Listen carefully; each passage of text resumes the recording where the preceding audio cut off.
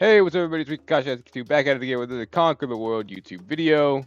In today's video, we're going to be going over every single country in Conquer the World and what that country says about you and your play style. Now, obviously, this video is a little bit of a standalone video, as it's quite a bit different from a tutorial, but this video should hopefully put you in the know of what countries are the better countries to play as a beginner, and what countries are the absolute worst. Stay away from these countries at all costs. So, without further ado, let's jump over to Tier Maker. Here we have every single country in the game displayed at the bottom, and we're going to be grading every single one of these countries based on how pro you need to be to play them, or whether or not the country is a aggressive country that just says fight me, a completely noob friendly country, so beginner game friendly countries that you should be choosing as a beginner game player, countries that with a little bit of luck or a little bit of skill you can maybe squeak by, and then the countries that are just completely cooked. You do not want to play these countries. You will lose the game 9 times out of 10. So, to begin here, I actually want to quickly put an entire group of countries into one section, and boom, right here, you can see I basically shoved all of the Balkans into the cook section. I don't think I really need to explain why I did that, but these are the Balkans, in case you don't know. This entire kind of big, broad midsection here. If you choose a country in the Balkans, you're probably going to lose the game. I'm just going to tell you that right off the bat. They take way too much skill and a lot of game maneuvering. So we're talking about a lot of negotiating with players in order to win. You're basically forced to go to war with countries, or the smallest countries in the game. So you gain basically nothing for fighting an entire war with somebody. For instance, if I were, Bosnia again and I wanted to go into Serbia, I would need to somehow move this unit and not be completely killed by these 3 units here. It's just not a good idea. Just not simply put a good idea to go to war or to go and choose a country in the Balkans. So that's why for my first decision, I've just gone ahead and decided to put every single one of these countries here that are in the Balkans into the cook tier. That's North Macedonia, Bulgaria, Moldova, Albania, Bosnia, Croatia, Kosovo, Montenegro, and Serbia. So our next big country that we're going to be covering here is Belarus. And I'm not going to lie to you, Belarus is also going immediately. It could go a little bit higher into the cook section. Belarus is just not a good country. So we're up here. The reason why it's not a good country, if you can't already tell, is because you are a primary target for 3 giant conglomerates. Russia is looking to attack you basically off rip. You have Poland to your left here, which if they really wanted to, a Polish-Russian alliance will just crush Belarus. And Ukraine down here already has the troops kind of at the border of Belarus. If there's a Polish-Ukrainian-Russian alliance at all, or a Ukrainian-Russian alliance, Belarus is 100% getting wiped off the map. But 9 times out of 10 anyway, Belarus is just going down every single game. It is big, it's got decent-sized land, it's got a few cities here. It's probably going to be gobbled up by Russia or Ukraine. Poland can also sweep into and grab it. Don't choose this country. It's really hard to play. Next country that we're going to cover here is Czechia, and I also want to throw Slovakia in there. They're the same kind of land space. Also, they're literally kind of the same country. Anyway, till they split up. Anyway, I'm going to be throwing Czechia and Slovakia into the good luck tier. These 2 countries low-key suck. Like, they're not good at all. In fact, actually, I would even wager putting these countries into the cook tier.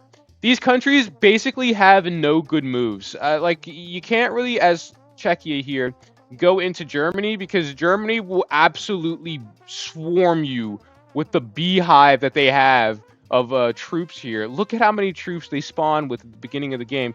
They could very easily just go in and take Czechia. In fact, actually, that's probably what Germany is going to threaten to do at the very beginning of the game anyway, if they don't push into Poland. You're not going to grow, but you're not really going to shrink either if people don't attack you, if they look over you. These 2 countries are extremely hard to play. If you have a little bit of luck, or play the game a little bit with your words there, use your silver tongue to kind of convince people of things, You can possibly make it by pretty easily, but it's just really hard altogether to play these two countries. Our next country is going to be Hungary. I'm also going to put that in the good luck tier. Reason being is for the exact same reason as Czechia and Slovakia. And you know what? While I'm at it as well, let's go and find Austria right here and throw them in the tier as well. These countries are just really good at taking Central Europe, but there's no other move after that. There really is no other move after that. Like, I mean, as Austria, I can take Czechia, move into Slovakia, and then take Hungary. As Hungary, I can do the exact same thing.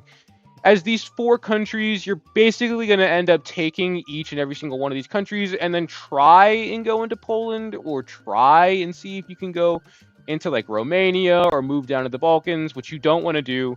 Rule of thumb, never move into the Balkans. But that's basically all these countries are really going to do. They don't really have any moves after you take each other. So, I mean, you have some pretty good immediate growth, but you're going to get killed and eaten mid-game to late game.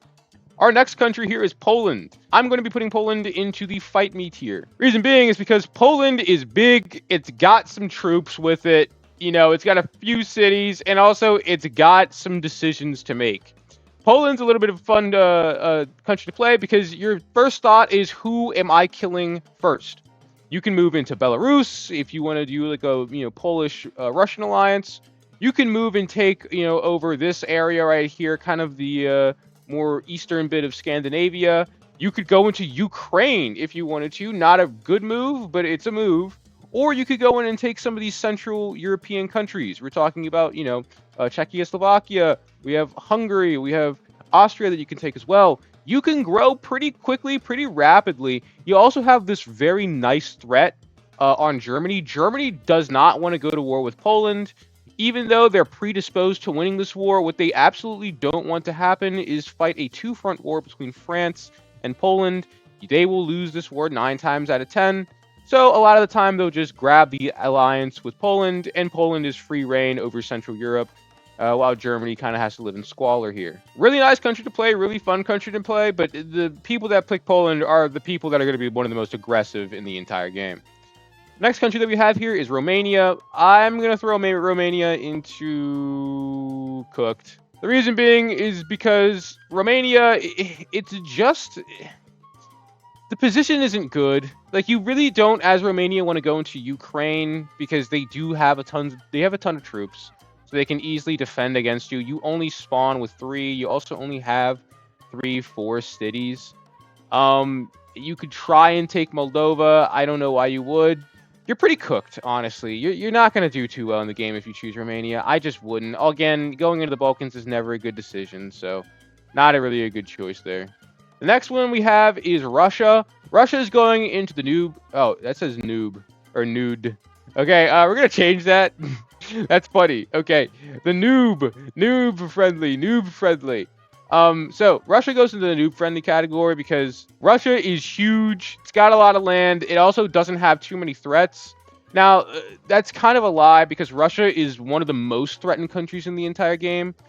If all 3 of Finland, Belarus, and Ukraine are in the game, Russia just loses the game. I know I kind of, spit on Russia a ton there, but 9 times out of 10, you're not going to see that. Nobody really wants to attack Russia. Russia is so big. It's got so many starting troops. You don't want to attack Russia alone, especially at the beginning of the game. They're probably going to want to go and look somewhere else, or at least start a defensive against it. Like, Ukraine kind of just wants to defend itself against Russia. As it is kind of at a disadvantage against Russia here. Russia has some great moves too. Russia can move into Belarus down here. Russia can move into Scandinavia by taking over Finland, as Russia doesn't actually kind of win this war, but it can certainly support itself very easily into Finland up here if it wanted to. Russia has some great moves. It could also try and move from Sevastopol, maybe do an attack onto Turkey. Russia generally doesn't want to attack Turkey because Turkey is actually a pretty major threat against Russia. But generally speaking, Turkey and Russia are allied as the mountain range here stops each other from kind of moving across this little stretch of land here and attacking each other. So all in all, Russia is actually a pretty noob-friendly country to pick. All right, next up we have Ukraine. Ukraine is a weird one. I'm going to go ahead and put Ukraine into Good luck. I think good luck is a good spot for it. The big reason behind good luck is because Ukraine is kind of in a bad position in the beginning of the game. Ukraine only has 4 cities to work, or 5 cities to work with, rather. Sorry. The problem is that it doesn't really have any good expansions. I'm not gonna lie to you. You're already at a disadvantage against fighting Russia. Russia has 9 cities against your 5. It's not looking good. It just isn't looking good as Ukraine, but you could try, honestly. If you have enough luck and skill, Ukraine might be okay, but it's just at such a disadvantage against every other nation in the game. Okay, so next up we have Denmark. I'm going to put Denmark, and I also want to throw, if I can find it, the Netherlands into Pro. And the reason why I wanted to put both of those countries into Pro is because the Netherlands and Denmark are, while they look small, are actually in a very advantageous position to take land. Whole reason being is because Denmark, for instance, is basically just a bunch of ports. So you can send like battleships here and destroyers to protect the battleships and very easily take these 3 cities without any real threat of an attack against your land. As long as Denmark, you take this water tile and this water tile here, and fill them with boats, like battleships, you can just easily take pot shots on the troops that try and protect it, and you're basically impossible to invade, as this is the only tile that a land troop can move through. Same deal with the Netherlands. I've played 2 games that have had Netherlands players in it, and both of those players made it to endgame. It's very weird how advantageous these positions are with the ability to use the Navy to kind of help you out in invading land. But like the Netherlands can just easily take Belgium right here, maybe move into France with a very easy France play right there, move over to the UK, or just move into Germany with the help of Denmark. The next 3 that we have, I'm gonna cover them as 3, is Estonia, which is going into cooked, Latvia cooked, and Lithuania is cooked. I don't even need to explain why, but like these, so this is Estonia, Latvia, and Lithuania. These countries have no good moves. You don't want to move into Russia. You can't move into Russia first and foremost because there's 3 troops here. You lose that. You want to move into maybe Latvia and Lithuania, but like this is not a lot of land. If there's a Belarusian player in the game, you're killed. If Belarus is not in the game, it's getting eaten by Russia or it's getting eaten by Ukraine. Like this land is just horrible. You're really not going to gain much. The next 3 I'm also going to cover as 3 countries in itself. I'm going to put Finland into cooked. I'm going to put Norway into cooked, and I'm going to put Sweden into cooked. These 3 nations are cooked. And I know that a lot of you are probably going to have some choice words about that. If you have a strategy as Sweden, Finland, or Norway, basically just Scandinavia up here, the northern Scandinavia. If you have any strategy, let me know, because in all honesty, you guys are cooked. Like, what are your moves? Your expands are just northern Scandinavia, which is not a lot of cities, mind you. And that's basically it. As Norway, you can maybe try and go to the UK, take these cities, but that's a weird naval battle there. It's just not a good... No, these 3 countries just aren't good. I can see, with a little bit of luck, maybe you coming out on top. If you can win the war in Russia, maybe. But it's just, like, at the very best, you want to play Norway and just sweep through northern Scandinavia and then try and move into Russia. Otherwise, it's just not a good idea. Don't choose these 3 countries. Next up, we have Ireland. I hate Ireland. Not literally, but Ireland's the worst country to play in the game by far. Or one of the worst countries to play. This is Ireland. That's green. So, newsflash. The United Kingdom's right here. You lose. I don't even need to say anything else. Okay, actually. Speaking of the United Kingdom, United Kingdom is next. This is a very easy, noob-friendly country to play. Like, 100%. It's very isolated. So, the way that the United Kingdom works, it can be kind of confusing. You kind of have to go naval war. You got to go into either France. You could try and go up into Scandinavia by trying to take Norway. Or you can move down to Spain. Generally speaking, all you United Kingdom players are probably either going to take Ireland first or just move immediately into France with the German alliance, maybe a Spanish alliance as well. It's pretty easy to play. Starts out with a lot of troops. It's got a lot of cities, more cities than base Russia. And it's got already, I think, troops in its dockyards. Just move those troops into the ocean, take these tiles around France, take pot shots, and just slowly work your way into inner France until you take Paris. The next countries I'm going to cover are both Greece and Turkey. So Greece and Turkey are both going to go into the Fight Me category. And the whole reason being is because Greece and Turkey are actually in one of the worst positions, I think, in the game. Whole reason being is because Turkey cannot go into Russia and also doesn't want to. Russia can just easily defend that. Turkey has to basically grab both Armenia and Azerbaijan over here. Also, I think, what is this? Oh, this is Armenia down here. Georgia as well up there. And then it has to turn heel and go over to the Balkans. And again, if you're going into the Balkans as a country, you're making the wrong move. So essentially, the way that this is going to work here is Turkey is probably going to either go to the east over here or just look directly at Greece and attack it. Greece, on the other hand, is kind of in a worse position because Greece doesn't really want to go after Italy. It's kind of hard to do that when Italy's capital is right here. You got to move your ships kind of over here and then try and take Rome from this tile right here. Kind of hard to resupply your troops there. And also the big thing is that you're looking away from your big threat, which is Turkey. Generally speaking, Greece and Turkey are going to fight each other. They're going to try and take this sea right here, and they're going to attack each other. Whoever wins this fight gets the Balkans or gets to take the rest of the Balkans. But generally speaking, both of these countries are going to end up in a worse position mid-game to late game. Okay, so our next country here is Italy. And Italy, I think, is probably going to go into cooked. Nah, I'll give it good luck, just because it's big enough. Whole reason behind me putting Italy in good luck is because you have no good X-bans. Generally speaking, what's probably going to happen is France is going to declare war on you, even though this is a complete stalemate. A French-Spanish alliance is really powerful against Italy, as Spain can just kind of sneak into Rome.